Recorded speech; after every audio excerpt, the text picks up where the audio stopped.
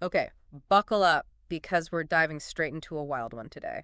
You guys sent this AFP article about NYC Mayor Eric Adams, and whew, talk about a political whirlwind, right? Yeah. We're talking indictments, accusations, the whole shebang, Yeah. and we're going to unpack it all. So this article, it doesn't hold back. It lays out some very serious charges against Mayor Adams. We're talking wire fraud, illegal campaign contributions, even bribery related to, get this, dealings in Turkey. Yeah, and it's important to remember these are very serious accusations. It's not just, paperwork issues. Right. We're talking about potential abuse of power, Yeah. which for a public official, that's a big deal. Absolutely. So let's try to break this down a bit, make sense of it all, because the article uses a lot of legal terms. Right. Wire fraud, bribery, conspiracy.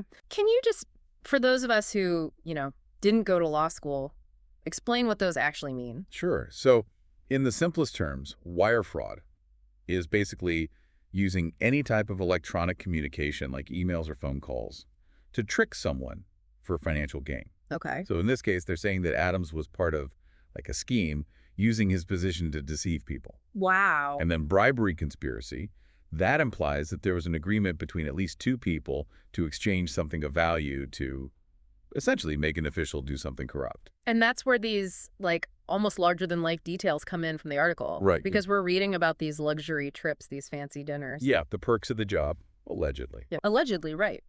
There are even claims that Adams used his influence, pressured the fire department to do favors for some of these Turkish associates that we're hearing about. And that's where it gets really interesting because it goes beyond just, oh, he was receiving gifts. Right. This is potentially about him using his position for personal gain. It all boils down to this idea of quid pro quo, right? Explain that. You scratch my back, I'll scratch yours. It's that kind of exchange. You do this for me, I'll do this for you.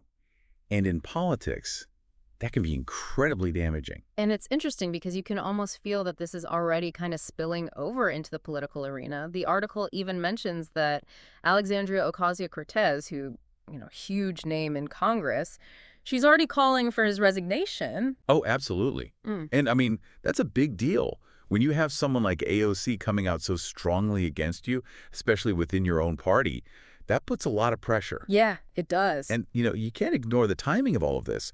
We're less than a year out from the presidential election. Right. And Adams is a very high-profile Democrat. So this whole thing, this could be ammunition for the Republicans to use against the Democrats. It's true. Now, to be fair, the article does mention that Adams is pleading not guilty. Of course, yeah. He's saying, hey, wait for my side of the story. So, innocent until proven guilty. Absolutely, and that's his right.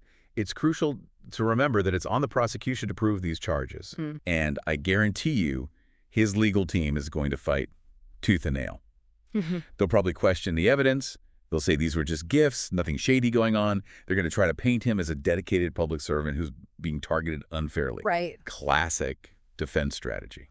So we're basically left with this giant question mark hanging over everything. We have these very serious allegations. We have the potential political fallout. And now we have this legal battle that's about to unfold. It's really a lot to process. It is. And it makes you wonder, if you were on that jury, what would be the most important thing to you? Would it be the evidence? Would it be the political climate?